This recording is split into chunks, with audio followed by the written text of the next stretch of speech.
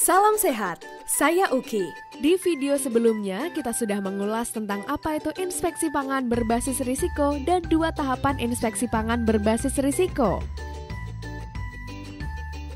yaitu penetapan skor risiko profil pangan dan penetapan skor mitigasi bahaya pangan kan?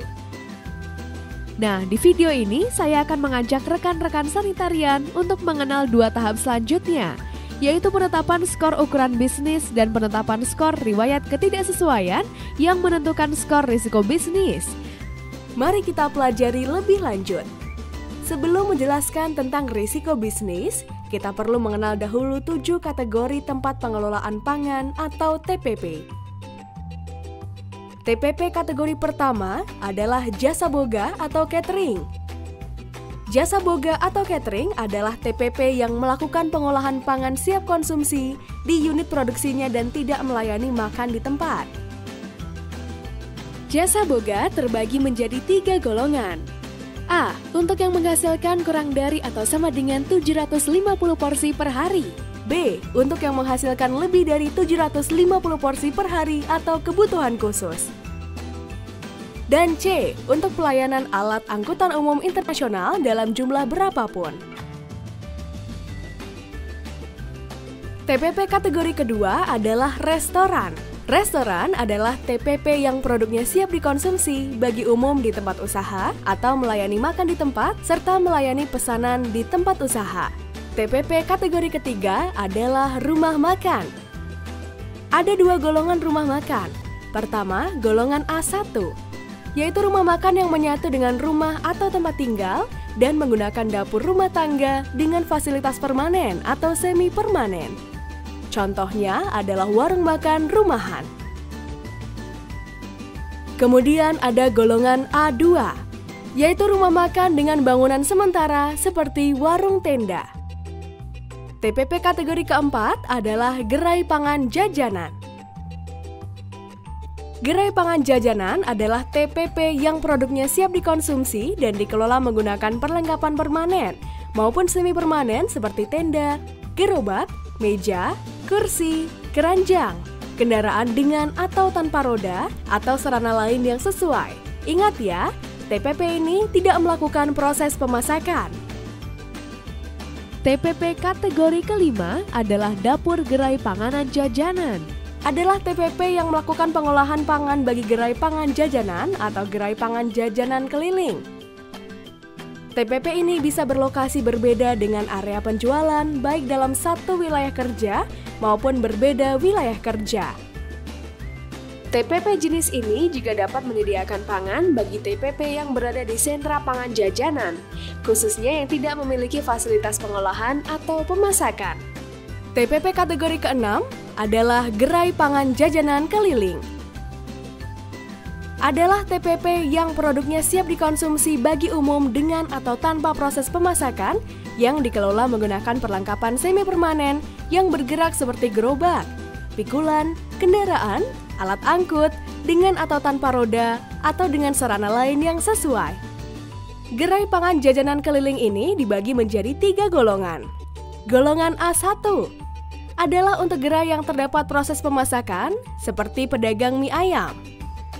Sedangkan golongan A2 adalah untuk gerai yang tidak terdapat proses pemasakan seperti pedagang nasi rames keliling.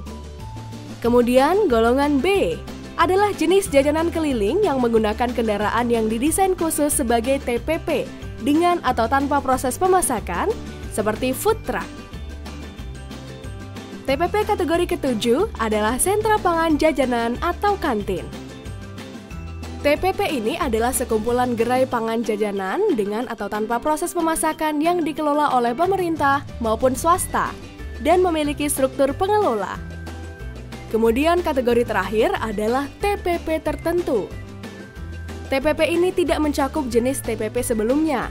TPP ini biasanya menghasilkan produk pangan dengan masa umur simpan 1 hingga kurang dari 7 hari pada suhu ruang, seperti produsen tahu dan tempe. Saatnya kuis.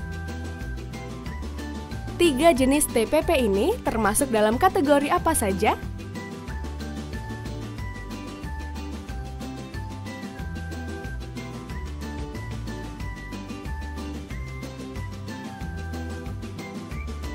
Kemudian, bagaimana cara kita melakukan penilaian skor risiko bisnis? Ada 2 langkah utama yang harus dilakukan. Pertama, melakukan penilaian skor ukuran bisnis. Lalu yang kedua, melakukan penilaian skor riwayat ketidaksesuaian. Pada prinsipnya, semakin besar ukuran bisnis, pangan yang dihasilkan akan semakin berisiko. Besar kecil ukuran bisnis itu bisa dilihat dari jumlah karyawannya. Kemudian, untuk menentukan skor risikonya, kita juga perlu melihat jumlah produksi dari masing-masing bisnis tersebut. Perhatikan tabel berikut. Contoh pertama, apabila porsinya per bulan kurang dari 400 porsi dengan jumlah karyawan 3-19, maka termasuk kategori usaha kecil dengan skor 10. Contoh kedua, apabila jumlah porsinya di atas 1000 per bulan dengan jumlah karyawan 20-100, maka termasuk usaha besar dengan skor risiko 20.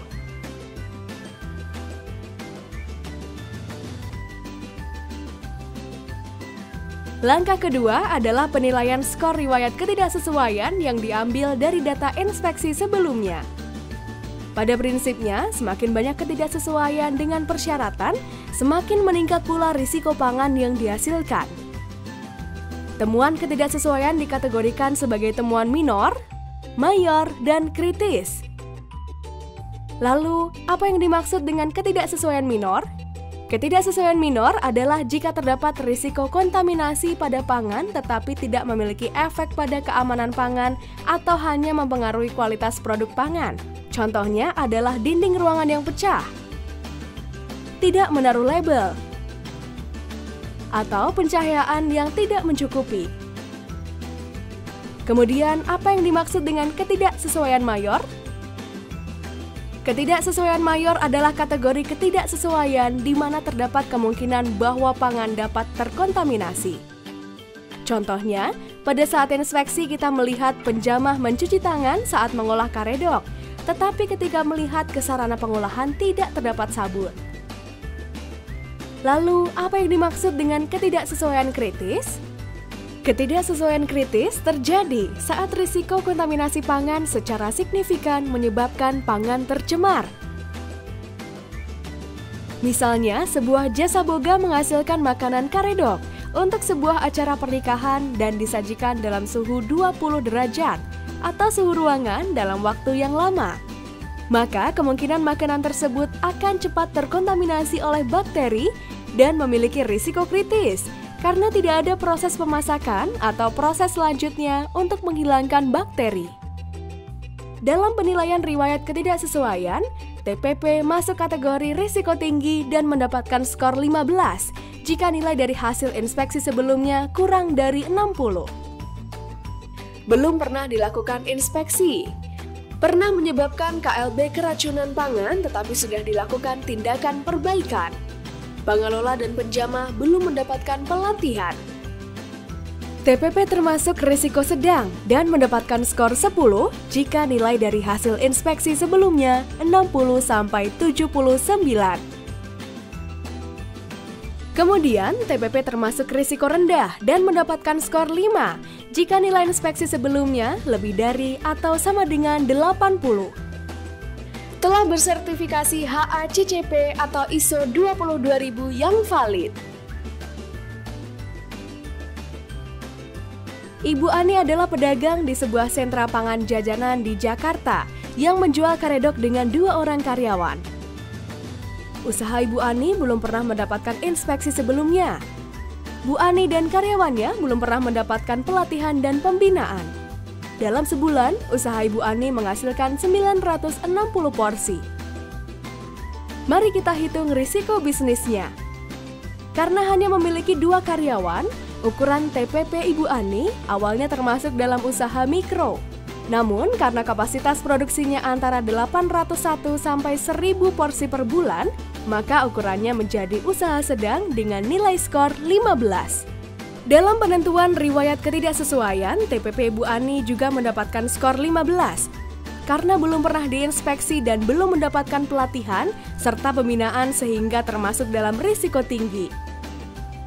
Sehingga total skor risiko bisnis Ibu Ani adalah 30. Dari video ini, kita belajar bersama bahwa kategori TPP yang berbeda-beda memiliki risiko bisnis yang berbeda pula. Untuk itu, petugas inspeksi perlu memahami cara melakukan penilaian risiko bisnis terhadap masing-masing TPP. Di video keempat, kita akan belajar mengenai cara menentukan total skor penilaian risiko TPP dan menentukan frekuensi inspeksi. Materi lengkap bisa rekan-rekan dapatkan dengan mengakses website berikut: caslink.kesmas.kemkes.go.id. Terima kasih dan sampai jumpa. Video ini dipersembahkan oleh Direktorat Kesehatan Lingkungan, Direktorat Jenderal Kesehatan Masyarakat, Kementerian Kesehatan Republik Indonesia. Materi lengkap bisa rekan-rekan dapatkan dengan mengakses website berikut: